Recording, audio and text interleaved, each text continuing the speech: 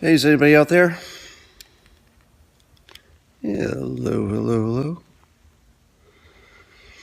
So I just got back from dinner, only to find that my Twitter account was blown up.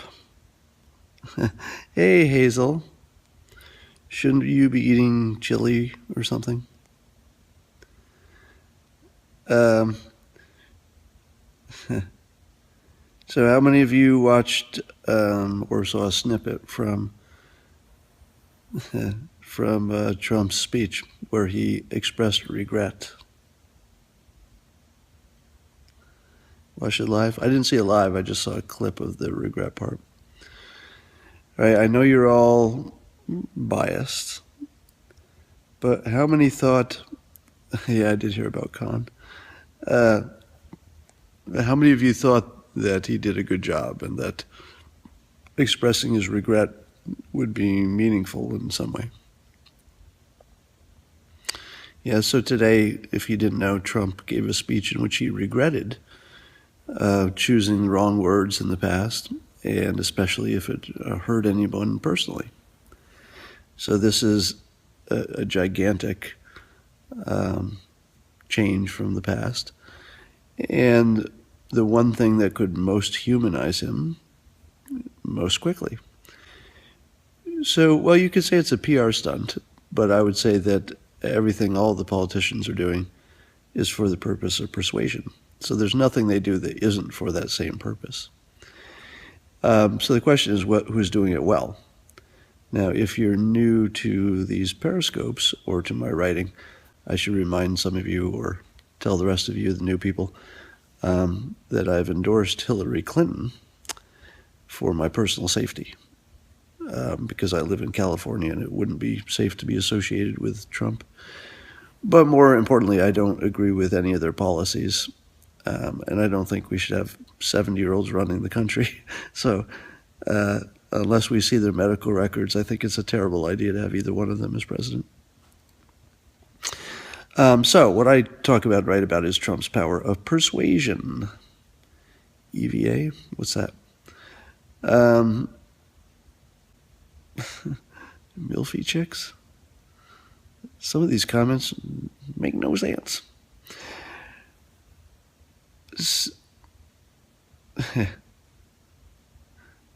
Yeah, if reading Cialdini will open your eyes, for sure.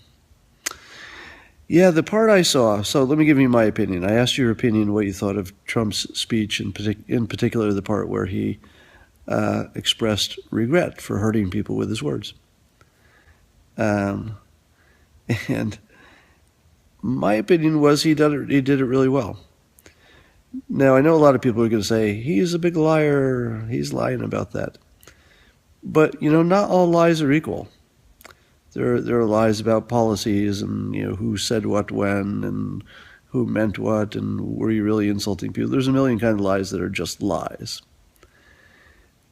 But when you hear somebody say the exact opposite of their core philosophy, that's really rare. I mean, people can't go on and on about something that's just, they can't imagine being true. So when people talk about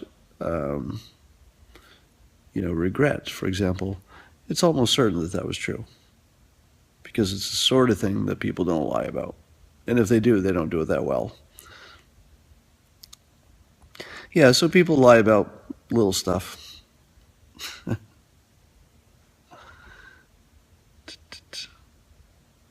Trump statues are ironic. Yeah, can you believe that the Clinton team is using body shaming as a tactic, which is the exact opposite of their brand. So what we're talking about is the several cities popped up with life-sized or bigger than life statues of Donald Trump with no clothes on, and they're very unflattering, as you can imagine. But the main point of the sculpture is to make him look physically unattractive. So it's literally body shaming in the worst, most despicable way from the side whose brand is most identified with the opposite of that. So I would say that whoever had that idea might rank as one of the worst ideas this year. Who did it? I think it's known who did it.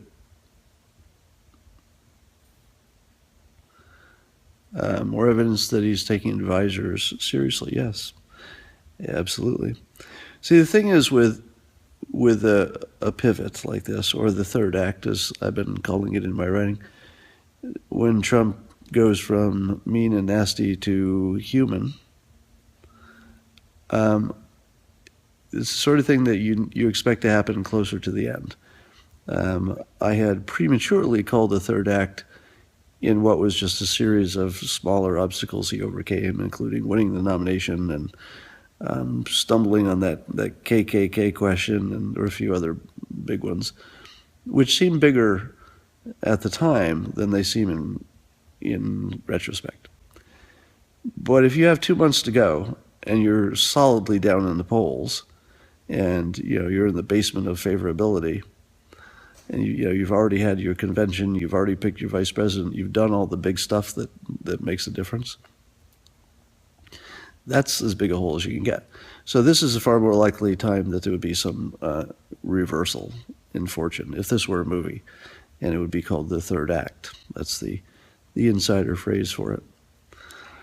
And one of the characteristics of a good third act, and listen to this part. If you don't know script writing, this is the interesting part. I've been saying that the Trump saga is going to unfold like a movie with 3 acts. And the third act, which appears to be what we're in, the protagonist of the movie usually has to change something about their basic nature, or maybe something that they believe. And that's what solves their biggest problem, if the movie's well written. If it's not well written, it's just a car chase. So for him to go from "I will never apologize" and saying things that sounded like racist dog whistles, according to the media, to start hammering on ending bigotry, and to start apologizing and making it sound pretty credible. Sounded credible to me. People won't believe that stuff at first, but he's got 2 months to keep saying it. And in 2 months, he absolutely can convince 3% of the public that he means it. That's not even hard. Let me ask you this: if you're a Trump supporter and you were feeling down, all you have to realize is that he's showing that he can be this reformed person. People love the reformer. They love the person who used to be bad, but they used to be in a gang, but now they're giving inspirational talks to high schools. So people love that stuff. So Trump is doing the perfect movie model of someone who was a bad boy, who got away with it for a long time, because that's what makes it a good movie at first. But then he finds the limitation of his bad boy ways. The thing that everybody had been telling him all along. This is what a good movie would be. And finally, when it's complete desperation, only 2 months to go, the polls are against him, the media is against him, how can he possibly pull out? That's when he has a change of personality. Now, it has to come to him honestly. In other words, events have to conspire for him to honestly change. Usually the environment or other people change you. You don't really change yourself. And in this case, the environment tried pretty hard to change Donald Trump, tried to get him to apologize, tried to get him to be more human, tried to get him to be less scary. And apparently he's responding.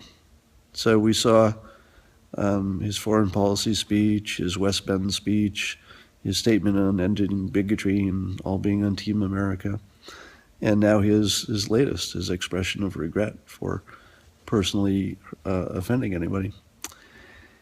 That's a big change. But it looks like he came to it honestly, meaning the old way just didn't work.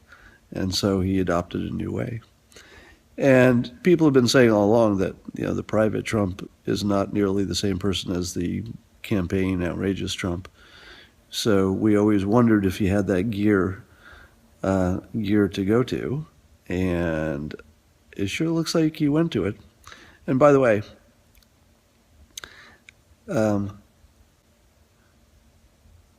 it's so hard to read comments and talk at the same time. How will the media spin it? That's really interesting because he's saying what the media wants to hear.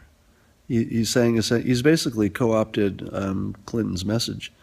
The last I heard, they were going to go after his campaign manager because of the Breitbart connection, which is, a reasonably good attack. But I think what they miss is that people just don't care about the facts and the truth and the policy, and that they see both candidates as lying all the time about everything. Trump does more of it, and he's more unabashed and unashamed about doing it, and he'll repeat the same thing no matter how many times it gets fact-checked. But I'm pretty sure he does it intentionally because it works. If it didn't work, I suspect he wouldn't do it. CNN sounded worried. Don Lemon said he did. He said he didn't think he believed it. I didn't think he meant it. Well, here's the thing. No one's going to believe it the first time he says it. If he never says it again or anything like it, people are just going to shrug it off as just another lie. But if he stays with it, and it wouldn't be hard because people are going to ask him about it. He gives a speech every day, 2 or 3 sometimes, right? So Trump said that he regretted hurting people with his words, and he chose his words wrong. Chris Matthews was positive for the first time. Yeah, that's probably a big thing.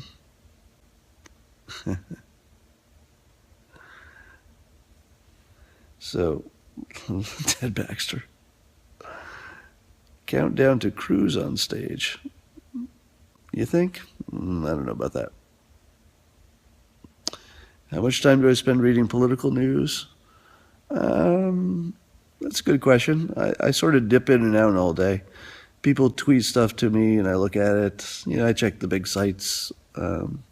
CNN, I like Business Insider. It's a good one. Was Ted Cruz persuasive?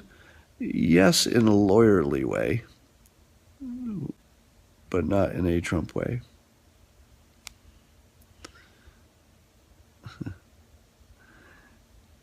What is something I do for fun? I'm doing it right now. This is crazy fun. You might not believe it, but it's just really fun to do this. Talking about Trump's persuasion skills and just watching all this unfold. It's one of the most intellectually stimulating things I've ever done, and it's lasting months. I mean, you go to a good movie, and 3 hours you're done. But this Trump stuff has been free entertainment, and it just doesn't seem to end. There doesn't seem to be a day when there's a bad news day.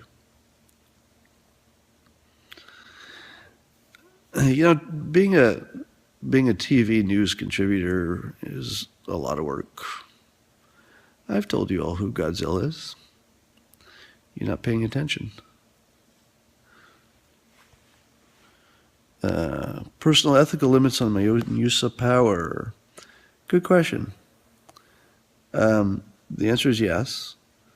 So it depends on the situation. I always try to find the greater good. And I tend to use that as my standard. It's a loose standard, but every situation is different. So I don't think a solid standard for ethics works. I think you have to judge everything pretty individually.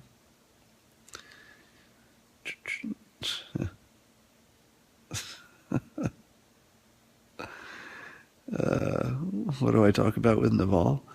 Anything. Cialdini's new book. Dark, very dark. So, let me tell you a cool little story that just happened to me tonight.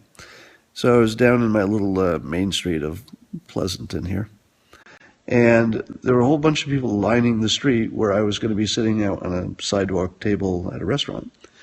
And there were no signs. I couldn't figure out why there were so many people waving American flags, and they there were lots of them. They were just all the way down the street. So finally we asked somebody, and it turns out it was a planned reception all along a very long route, apparently, where I think 5 wounded veterans were being taken on some kind of I don't know what the tour was for. I think there was a destination in Livermore or something. And the word had gotten out what route they were taking, and they had this huge police escort and fire trucks, and the streets were lined with people waving their flags. And I got to tell you, the patriotic feeling was palpable, and it was one of the coolest things I've ever seen. It was people giving genuine respect. Didn't need to be there, and it was real. And everybody on Main Street just stood up. You know, we were all mostly in cafes and stuff, but by the time they went by, everybody just stood up, and I think everybody meant it. It was kind of a cool moment. I'm going to need to go here, but did want to check in and see what you thought about Trump's regret tour. Jill Stein's gorgeous, did you say? I'm not doubting it. I'm just wondering if I read it right. All right, gonna run. See ya.